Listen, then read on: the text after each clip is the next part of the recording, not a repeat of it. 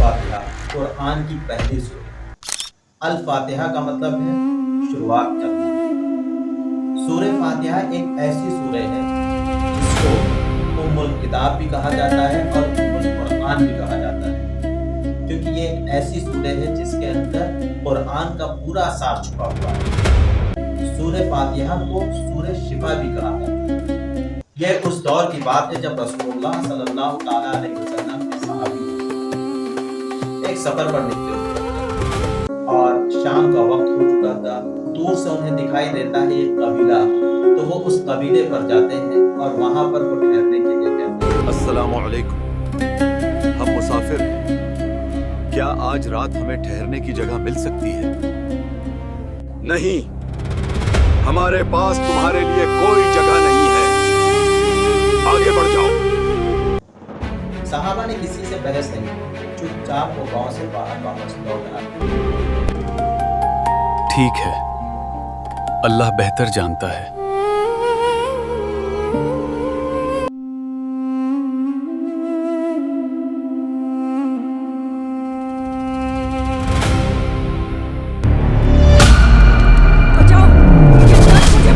سردار کو کسی زہریلے جانور نے کاٹ لیا ہے، جلدی حکیم کو بلاؤ۔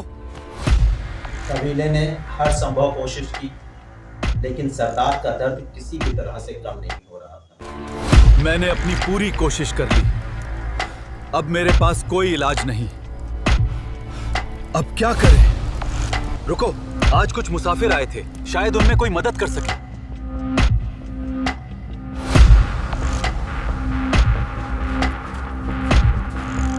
ہمارے سردار کی جان خطرے میں ہے، کیا تم میں کوئی ایسا ہے جو اس کا علاج کر سکے؟ اللہ کی قسم، تمہارے پاس آئے تھے تب تم نے ہماری مہمان بازی نہیں کی تھی۔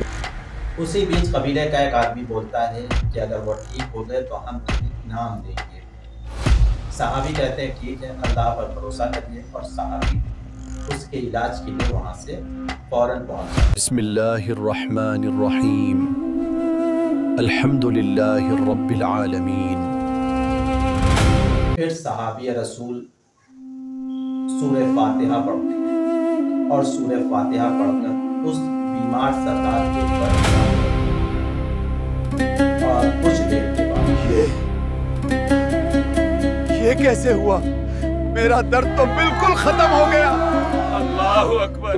اور اللہ کے حکم سے وہ آدمی ایسا کھڑا ہوا جیسے کہ اس کو کبھی کچھ ہوا ہی نہیں تھا، وہ بیمار ہی نہیں تھا۔ یا رسول اللہ، ہم نے سورہ فاتحہ پڑھ کر دم کیا اور اللہ نے اسے شفا دے دی، تمہیں کیسے معلوم ہوا کہ یہ رقیہ ہے؟ یہی وجہ ہے کہ سورہ فاتحہ کو سورہ شفا بھی کہا جاتا ہے۔ یہ ایک ایسی سورہ ہے جس کو نماز کی ہر رکعت میں پڑھنا بے حد ضروری ہے۔ اگر کوئی شخص اس کو نماز میں نہیں پڑھتا ہے تو اس کی نماز مکمل نہیں مانی جاتی۔ بہت سے علماء کا کہنا ہے کہ یہ ایک ایسی سورہ ہے جو 2 بار نازل ہوئی، ایک بار مکہ میں نازل ہوئی اور دوسری بار مدینہ میں نازل ہوئی۔ لیکن کیا آپ کو پتا ہے کہ اللہ تعالیٰ نے اسے 2 نوروں میں سے ایک نور کہا ہے؟ ایک دن جبرائیل علیہ السلام رسول اللہ صلی اللہ علیہ وسلم کے ساتھ تشریف فرماتے ہیں کہ اچانک ایک دروازہ کھلنے کی بہت تیز آواز آتی ہے، تو رسول اللہ صلی اللہ علیہ وسلم جبرائیل علیہ السلام سے پوچھتے ہیں کہ یہ آواز کس طرح کی ہے؟ تو جبرائیل علیہ السلام فرماتے ہیں کہ یا رسول اللہ صلی اللہ علیہ وسلم، آسمان کا ایک ایسا دروازہ آج کھلا ہے جو اس سے پہلے کبھی نہیں کھلا تھا، اور اس میں سے ایک فرشتہ زمین پر آ رہا ہے جو آج سے پہلے کبھی نہیں آیا۔ کچھ لمحوں میں ایک فرشتہ رسول اللہ صلی اللہ علیہ وسلم کے پاس آتا ہے، یا رسول اللہ صلی اللہ علیہ وسلم، ہم آپ کے پاس 2 نوروں کی سوغات لے کر آئے ہیں جو اس سے پہلے کسی نبی پر نہیں اتری۔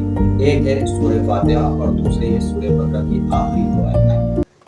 یہ صرف آیتیں نہیں تھی، یہ اللہ کی طرف سے پوری امت کے لیے نور اور برکت تھی۔ پھر اس فرشتے نے رسول اللہ صلی اللہ علیہ وسلم سے فرمایا، آپ ان دونوں میں سے جو بھی پڑھیں گے اور دعا مانگیں گے اللہ تعالیٰ کی طرف سے وہ عطا کی جائے گی۔ اب میں آپ کو سورہ فاتحہ سے جڑا ہوا ایک بہت بے حد خوبصورت قصہ سناتا ہوں۔ میرے والد رحمۃ اللہ علیہ حافظ قرآن تھے اور ایک گاؤں میں امامت کرتے تھے، وہاں پر بچوں کو بھی پڑھاتے تھے۔ اس وقت میری پیدائش نہیں ہوئی، میرے بھائی کی پیدائش ہو چکی تھی، وہ 7-8 مہینے کے قریب تھے۔ تو ایک دوپہر میں میرے والد ظہر کی نماز پڑھ کے گھر پر جا رہے ہیں، راستے میں ان کو ایک بزرگ ملتے ہیں۔ ان بزرگ کو میرے والد پہلے سے جانتے تھے، تعلقات اچھے تھے، جان پہچان۔ وہ اللہ کے ولی تھے، بزرگ جب میرے والد سے ان کی ملاقات ہوتی ہے تو مجھے دیکھتے ہیں اور ابا سے میرے کہتے ہیں ہاں تم یہاں کیا کر رہے ہو؟ فوراً گھر جاؤ. تو ابا بھی تھوڑے سے اچنبھے میں ہو جاتے ہیں کہ اس نے ایسا کیوں ہے. ہاں تمہارے بیٹے کو بہت تیز بخار ہے. انہوں نے بتایا کہ آپ کے بیٹے کی بہت زیادہ طبیعت خراب اور بہت تیز بخار ہے, آپ فوراً گھر جائیے. تو میرے ابا ان کی بات کو سمجھتے ہیں, مانتے ہیں, کیونکہ وہ جانتے تھے کہ وہ اللہ کے ولی ہیں. تو وہ فوراً گھر کی طرف روانہ ہوتے ہیں. جانے سے پہلے ان بزرگ نے ایک وظیفہ دیا اور کہا کہ اس کو پڑھ کر اس بچے کے اوپر دم کر دیجیے گا تو اس سے بہت زیادہ فائدہ ہوگا. تو ابا گھر آتے ہیں اور اس وظیفے کو پڑھتے ہیں. وظیفے کو پڑھنے کے بعد میرے بھائی کے اوپر دم کرتے ہیں. اللہ الرحمن الرحیم الحمد للہ رب العالمین الرحمن الرحیم مالک یوم الدین.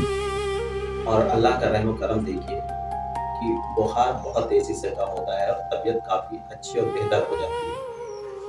اور آپ جانتے ہیں وہ وظیفہ کون سا ہے؟ وہ وظیفہ ہے سورہ فاتحہ. ان بزرگ نے یہ بتایا تھا کہ فجر کی نماز کے بعد سورہ فاتحہ کو 41 مرتبہ پڑھیے گا اور پڑھ کر اس بچے کے اوپر دم کر دیجیے گا. یہ ایک ایسا عمل تھا کہ اس کو میرے والد نے پوری زندگی اپنے ساتھ رکھا.